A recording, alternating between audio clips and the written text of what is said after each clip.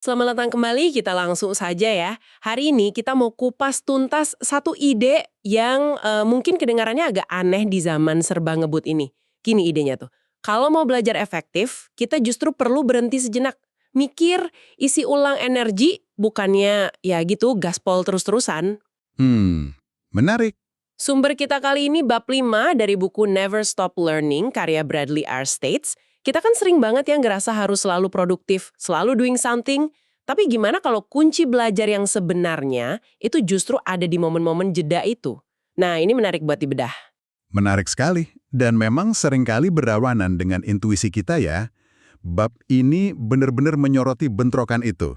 Antara kecenderungan alami kita untuk terus bertindak bias terhadap aksi dengan bukti-bukti ilmiah yang justru nunjukin betapa pentingnya refleksi dan istirahat. Dan ini bukan cuma buat belajar lebih dalam loh, tapi juga untuk kinerja yang lebih baik secara keseluruhan. Oh, jadi dampaknya ke kinerja juga ya? Betul. Yang bikin penasaran di sini adalah gagasan bahwa dengan bekerja lebih sedikit, dalam artian nggak terus-menerus bergerak atau melakukan sesuatu, Anda sebenarnya bisa belajar lebih banyak dan lebih efektif. Fokusnya jadi bergeser ke kualitas pemrosesan informasi, gitu. Bukan sekedar kuantitas tindakan. Ini benar-benar menantang cara kita memandang produktivitas sih. Oke. Kita mulai dari cerita nyata yang menarik nih. Dari Jepang, ini pasca krisis ekonomi dulu. Ada bank namanya Long Term Credit Bank of Japan yang bangkrut. Terus lahir kembali jadi Shinsei Bank. Nah, CEO barunya nunjuk seorang CIO, Jay Dwi Vedi. Iya ya. Kisah Dwi Vedi ini sering dikutip ya. Betul. Tugasnya Dwi Vedi ini gila banget. Rombak total sistem IT bank, tapi harus super cepat dan super murah. Kayak misi mustahil kan? Kedengarannya begitu. Tapi dia berhasil, hanya dalam 1/10 waktu dan 1/4 biaya dari biasanya. Gila kan? Wow. Rahasianya apa coba? Ternyata bukan cuma kerja keras banting tulang. Dwi Vedi ini, dia rutin meditasi. Sering jalan kaki sebentar keluar kantor buat jernihin pikiran. Terus dia juga punya jurnal buat catat pembelajaran harian. Plus rapat-rapat singkat sama timnya buat refleksi bareng. Dia sadar betul kerja nonstop malah nggak efektif. Nah, itu dia. Kisah Dwi Vedi ini contoh sempurna kekuatan kontemplasi atau perenungan. Ini nyambung banget sama slogan terkenalnya Thomas Watson senior di IBM dulu. Think. Berpikir, ya. Ya, berpikir. Justru dengan merenungkan apa yang terjadi di sekitar kita menciptakan pengetahuan baru yang jadi fondasi pembelajaran. Kadang kita lupa, mikir itu ya bagian dari kerja juga kan? Bener juga sih, seringnya dianggap buang waktu ya kalau cuma dia mikir. Padahal, secara sains, otak pun terbukti kok. Belajar lewat pengalaman langsung, melakukan sesuatu gitu, itu mengaktifkan area otak yang beda dibanding belajar yang didorong oleh refleksi pas kita mikirin pengalaman itu. Jadi, proses 2 langkah ini, melakukan, terus merenungkan, punya 2 manfaat utama. Pertama, secara kognitif, kita jadi bisa membangun pengetahuan, nyambungin ide-ide baru, sadar apa yang kita belum tahu, dan mikirin cara ngisi lubang pengetahuan itu. Oke, itu yang kognitif. Terus manfaat keduanya apa? Manfaat kedua itu lebih ke perilaku, membangun self-efficacy. Ini istilah keren untuk keyakinan kita pada kemampuan diri sendiri untuk sukses. Oh, rasa percaya diri gitu ya? Kurang lebih begitu. Pas Anda merenung, Anda jadi sadar, oh ternyata saya udah tahu ini toh, atau saya udah bisa ini ternyata. Seringkali kita tahu lebih banyak dari yang kita kira. Kesadaran ini penting banget buat ningkatin percaya diri menghadapi tantangan berikutnya. Saya baca soal studi di pusat panggilan Wipro. Jadi karyawan baru dibagi 2 grup. Betul sekali. Studi Wipro itu sangat menarik. Jadi satu kelompok ikut pelatihan standar biasa aja, kelompok satunya lagi diminta luangkan waktu cuma 15 menit setiap hari buat nulis jurnal refleksi. Isinya tentang apa yang mereka pelajari hari itu. Cuma 15 menit ya? Iya, cuma 15 menit. Hasilnya, di akhir pelatihan, kelompok yang rajin refleksi ini nilainya di tes kompetensi teknis jauh lebih tinggi dibanding kelompok kontrol. Signifikan bedanya. Wow, 15 menit aja bisa bikin beda sejauh itu ya? Kayaknya ada eksperimen lain juga yang tugasnya lebih simpel, mencari angka yang jumlahnya 10 gitu. Iya, ada juga eksperimen laboratorium dengan tugas sederhana itu, namanya sum to 10 task. Hasilnya konsisten. Kelompok yang dikasih waktu buat mikir gimana caranya biar lebih cepat, jadi refleksi strategi, performanya mengungguli kelompok yang cuma dikasih waktu lebih banyak buat latihan terus-menerus. Bahkan peningkatannya bisa lebih dari 20% loh. Wah, signifikan banget ya. Iya, ini jelas banget nunjukin kekuatan jeda untuk berpikir. Kadang mundur selangkah itu malah bikin kita maju lebih cepat. Tadi juga singgung soal recharging atau isi ulang tenaga. Ini beda lagi sama refleksi. Sedikit berbeda tapi saling melengkapi. Refleksi itu kan lebih ke proses mental ya, mengolah pengalaman. Kalau recharging itu lebih ke pemulihan energi fisik dan mental. Tubuh dan pikiran kita itu punya ritme alami, namanya ritme ultradian. Ini kayak siklus energi yang naik turun, kira-kira setiap 90 menit atau 2 jam gitu. Oh, ada siklusnya gitu ya? Ada. Jadi secara biologis kita memang butuh istirahat berkala untuk memulihkan energi dan fokus. Kalau enggak, ya kayak maksa lari maraton tanpa henti, pasti amblok dan performa anjlok. Refleksi butuh energi, dan energi itu perlu diisi ulang. Keduanya jalan bareng. Oke. Jadi refleksi penting, isi ulang energi juga penting. Logikanya kita semua harusnya sering-sering dong berhenti sejenak. Tapi kok rasanya susah banget ya? Saya aja sering ngerasa bersalah kalau lagi nggak ngerjain sesuatu. Kenapa gitu? Nah, ini dia inti masalahnya. Bias tindakan atau action bias. Kita punya kecenderungan kuat untuk lebih memilih terlihat melakukan sesuatu daripada tidak melakukan apa-apa. Padahal kadang nggak melakukan apa-apa itu pilihan yang lebih bijak. Dorongan untuk kelihatan sibuk itu kuat sekali di budaya kita. Contohnya paling gampang katanya soal kiper pas tendangan penalti ya. Ini menarik banget nih. Betul. Studi oleh Barelli dan rekan-rekannya nunjukin secara statistik peluang kiper buat nahan bola penalti itu paling besar kalau dia diem aja di tengah gawang. Diem aja? Serius? Serius? Tapi apa yang terjadi di lapangan? Mayoritas kiper pasti lompat ke kiri atau ke kanan. Kenapa coba? Biar kelihatan usaha kali ya. Tepat, karena kalau diem aja terus kebobolan, rasanya lebih salah, lebih pasif. Kalau lompat, biarpun salah arah dan tetap kebobolan, setidaknya kelihatan udah berusaha. Mereka lebih takut kelihatan nggak ngapa-ngapain daripada milih strategi yang datanya bilang lebih efektif. Gila ya, sampai segitunya bias tindakan ini. Jadi selain biar nggak kelihatan pasif, apalagi sih yang bikin kita susah banget buat diem atau mikir dulu? Ada beberapa pendorong kuat di balik bias tindakan ini. Pertama, seperti yang tadi disinggung soal kiper, adalah ketakutan akan penyesalan. Studi yang sama menemukan kiper merasa lebih menyesal kalau kebobolan pas diam aja dibanding pas lompat salah arah. Kita secara psikologis lebih nyaman kalau merasa sudah berusaha keras meskipun usahanya itu nggak optimal. Ya juga ya. Kedua, ada keinginan untuk merasa maju. Ini nyambung ke prinsip kemajuan yang diteliti Teresa Amabile dan Stephen Kramer. Kita itu termotivasi kalau merasa ada progres, ada pencapaian, sekecil apapun. Oh iya, benar. Rasa checklist dicentang itu ya? Betul. Tapi, ini bisa jadi jebakan. Kita jadi tergoda ngerjain tugas-tugas kecil yang gampang dan gak penting. Cuma biar dapat perasaan selesai, perasaan maju itu tadi. Padahal, tugas besar yang butuh pemikiran mendalam malah jadi terabaikan. Wah, ini relatable banget.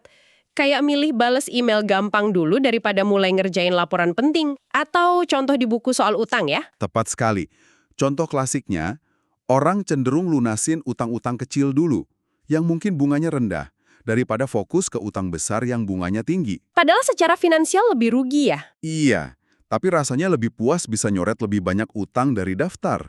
Atau contoh lain, dokter UGD yang lagi sibuk banget, kadang cenderung nanganin pasien kasus ringan dulu, biar antrian kelihatan berkurang cepat. Kita keliru menyamakan sibuk bertindak dengan kemajuan nyata. Oke, jadi takut menyesal dan pengen ngerasa maju. Ada lagi? Ada lagi, yaitu ilusi diri atau terlalu percaya diri. Kita sering mikir kalau capek, kerja kebanyakan, itu cuma ngaruh ke orang lain, bukan ke kita. Kita merasa kebal gitu. Wah, ini bahaya nih. Bahaya, padahal riset nunjukin sebaliknya. Contohnya penelitian soal kepatuhan cuci tangan di rumah sakit yang saya lakukan bareng Heng Chen Dai, Kathy Milkman, dan Dave Hoffman. Kami menemukan kepatuhan staf medis itu turun drastis menjelang akhir jam kerja mereka. Turunnya seberapa jauh? 9% itu lumayan signifikan ya untuk urusan sepenting cuci tangan. Dan katanya kesibukan ini juga bikin kita cenderung cuma nambal masalah. Maksudnya gimana tuh? Betul, kesibukan itu mendorong apa yang disebut single loop learning. Kita cuma cari solusi cepat, jalan pintas buat beresin masalah di depan mata. Nggak mikir panjang. Beda sama double loop learning, di mana kita mundur selangkah, cari akar masalahnya apa, dan belajar dari situ biar nggak keulang lagi. Ini konsep dari Chris R.G. Chris yang kemudian dikembangkan lagi oleh peneliti seperti Anita Tucker. Kalau lagi buru-buru, kita cenderung nambal ban bocor aja, bukannya mikirin kenapa bannya sering bocor gitu. Oh, jadi cuma solusi sementara aja ya? Paham. Jadi udah 4 ya? Takut nyesal, pengen ngerasa maju, ngerasa kebal sama capek, dan cenderung ngambal doang. Apa masih ada lagi? Kok banyak banget ya hambatannya? Masih ada satu lagi yang penting. Kita sering meremehkan manfaat jeda itu sendiri. Kita skeptis kalau berhenti sebentar itu bakal banyak gunanya. Nggak percaya gitu. Nggak percaya gimana maksudnya? Balik lagi ke eksperimen Sum to 10 tadi. Waktu partisipan dikasih pilihan, mau waktu tambahan buat latihan lagi, atau waktu buat mikirin strategi, refleksi. Mayoritas, lebih dari 80%, milih latihan lagi. Loh kok gitu? Padahal kan... Padahal, seperti kita tahu, kelompok refleksi yang performanya lebih bagus. Kita nggak percaya kalau mikir itu bisa lebih efektif daripada melakukan lebih banyak. Aneh kan? Aneh tapi nyata ya. Ini mirip kayak studi pemanen tomat itu ya, yang jeda sebentar malah bikin lebih produktif. Persis. Studi itu menemukan jeda singkat yang nggak direncanakan, mungkin cuma 5 menitan, itu bisa ningkatin produktivitas pemanen tomat lebih dari 10%. Kenapa? Ya karena jeda itu ngasih kesempatan buat pulihin fokus dan energi, sesuatu yang sering kita anggap sepele atau malah dianggap buang-buang waktu. Oke, gambaran soal kenapa kita kejebak bias tindakan ini jadi jelas banget. Mulai dari takut nyesel sampai nggak percaya manfaat jeda. Aduh. Nah, sekarang bagian pentingnya nih buat pendengar kita. Gimana caranya biar kita bisa beneran menerapkan jeda dan refleksi ini di tengah kesibukan sehari-hari? Ada strategi praktisnya nggak? Tentu ada. Kabar baiknya, kita bisa kok melatih diri untuk lebih sering berhenti dan berpikir. Gak gampang memang, tapi bisa. Ada beberapa strategi konkret yang bisa dicoba. Mungkin Anda bisa mulai dengan 1 atau 2 dulu. Oke, apa aja tuh strateginya? Kasih tahu dong. Pertama, coba blok waktu khusus untuk berpikir di kalender Anda. Serius, dijadwalin kayak jadwal rapat penting. Di blok di kalender ya. Iya, misalnya Jumat jam 3.4 sore, waktu refleksi mingguan. Perlakukan waktu ini sama pentingnya. Jangan biarkan diganggu kalau nggak darurat banget. Beberapa perusahaan bahkan udah mulai coba Jumat tanpa rapat kan? Tujuannya yaitu ngasih ruang buat mikir. Menarik. Jadi benar-benar diagendakan ya. Terus apa lagi? Kedua, manfaatkan waktu perjalanan atau komuter Anda kalau ada. Daripada cuma bengong atau main HP, coba gunakan waktu itu buat merencanakan hari atau merenungkan tujuan jangka pendek panjang. Oh, pas di jalan gitu ya. Betul. Studi oleh John Jechimowicz dan rekan-rekannya nemuin kalau ini bisa ningkatin kepuasan kerja dan ngurangin stres perjalanan loh. Mengubah waktu yang terasa sia-sia jadi momen refleksi produktif. Wah, ide bagus tuh buat yang tiap hari ngelaju. Strategi ketiga apa? Ada istilah premortem ya? Gimana tuh maksudnya? Agak serem kedengarannya? Iya, namanya agak serem ya. Premortem ini teknik dari Gary Klein. Caranya gini. Sebelum Anda mulai proyek penting, coba luangkan waktu bareng tim, atau sendiri juga bisa, buat ngebayangin skenario terburuk. Proyek ini gagal total. Dibayangin gagal. Iya. Nah, terus tanya, kenapa bisa gagal? Apa aja yang mungkin jadi penyebabnya? Ini maksa kita buat mikir kritis soal potensi masalah dari awal, antisipasi resikonya, dan ujung-ujungnya ini jadi proses belajar, bahkan sebelum proyeknya mulai jalan. Jadi, antisipasi gitu. Oh, kebalikannya postmortem ya. Jadi mikirin potensi gagal di awal biar bisa diantisipasi. Keren. Ada lagi strategi refleksi lainnya? Ada satu lagi yang sangat berguna, namanya After Action Review atau AIR. Ini biasanya dilakukan setelah tugas atau proyek selesai, nggak peduli hasilnya sukses atau gagal. Setelah selesai ya, gimana caranya? Ada 4 pertanyaan kunci dalam AIR. Apa sih tujuan awal kita? What was supposed to happen? Apa yang sebenarnya terjadi? What actually happened? Kenapa ada perbedaan, kalau ada, antara rencana dan hasil? Why was there a difference? Apa yang bisa kita pelajari buat ke depannya? What can we learn for next time? Ini cara sistematis buat memaksa diri kita dan tim untuk refleksi dan belajar dari pengalaman. Simple tapi efektif. 4 strategi refleksi yang konkret banget. Blok waktu, manfaatin komuter, premortem, dan AAR. Nah, tadi kan disebut juga soal pentingnya recharging atau isi ulang energi. Ada strategi khusus buat ini juga? Kayaknya ini juga sering kelewat nih. Tentu, dan ini sama pentingnya dengan refleksi. Strategi isi ulang tenaga ini fokusnya lebih ke pemulihan fisik dan mental. Pertama, rencanakan istirahat saat sedang bekerja. Jangan nunggu sampai benar-benar capek atau burnout baru berhenti. Jadi proaktif ya? Iya, proaktif. Teknik Pomodoro yang kerja fokus 25 menit terus istirahat 5 menit, itu salah satu contoh ekstrim mungkin. Tapi intinya sama, jadwalkan jeda secara sadar. Pasang alarm, pakai kalender, atau minta tolong teman buat ngingatin. Semakin intens kerjaan Anda, semakin sering Anda butuh jeda pendek ini. Jadi jangan merasa bersalah ya kalau ambil jeda sebentar di tengah kerjaan, itu penting ternyata. Terus, kalau setelah kerja gimana? Kan udah selesai tuh kerjaannya. Nah, kedua, isi ulang tenaga setelah jam kerja selesai. Lakukan aktivitas yang Anda nikmati, yang bikin rileks, meskipun cuma sebentar. Olahraga itu bagus banget, karena terbukti bisa ningkatin ukuran hipokampus, area otak yang penting buat belajar. Harus olahraga berat. Nggak harus. Baca buku, ngobrol santai sama temen, dengerin musik, apa aja yang bikin Anda lepas dari pekerjaan. Semakin stres hari Anda, semakin penting ritual recharge ini. Ingat studi cuci tangan tadi? Staf medis butuh waktu istirahat lebih lama buat pulih setelah hari yang sibuk. Jadi recharge itu investasi. Penting banget nih buat misahin kerjaan sama waktu istirahat ya. Bener-bener lepas. Selain itu, kayaknya ada yang paling fundamental nih. Betul. Ketiga, dan ini sering disepelekan, prioritaskan tidur. Tidur cukup itu bukan kemewahan, tapi fondasi utama buat produktivitas, kemampuan belajar, dan kesehatan kita secara keseluruhan. Ariana Huffington sering banget kan ngomongin soal ini? Iya, sleep revolution gitu ya. Bener. Seringkali, solusi buat masalah pelik itu bukan begadang semalaman, tapi tidur yang berkualitas dan hadapi lagi besok pagi dengan pikiran segar. Jangan korbankan tidur deh. Setuju banget soal tidur. Ada lagi poin terakhir soal recharge. Terakhir, ya, ambil liburan. Ini bukan cuma buat seneng-seneng, tapi krusial buat mencegah burnout, memulihkan cadangan energi mental, dan menjernihkan pikiran. Pikiran yang jernih itu penting banget buat bisa belajar hal baru lagi nantinya. Tapi liburannya harus beneran libur ya? Nah, itu kuncinya. Pastiin liburannya benar-benar libur.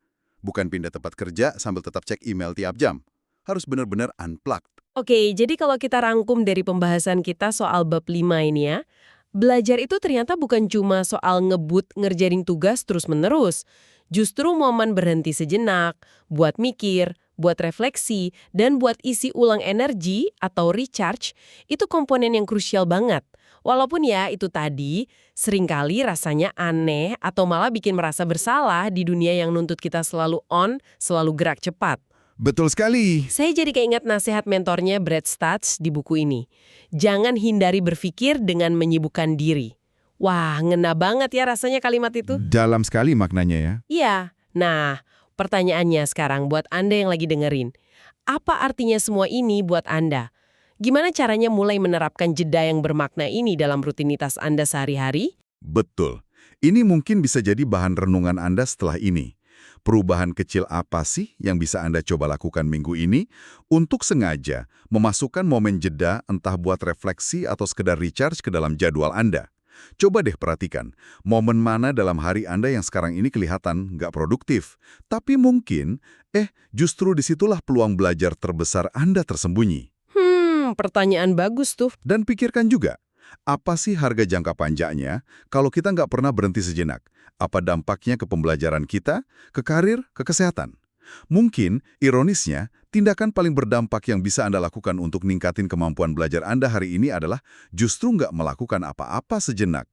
Ambil waktu buat mikir.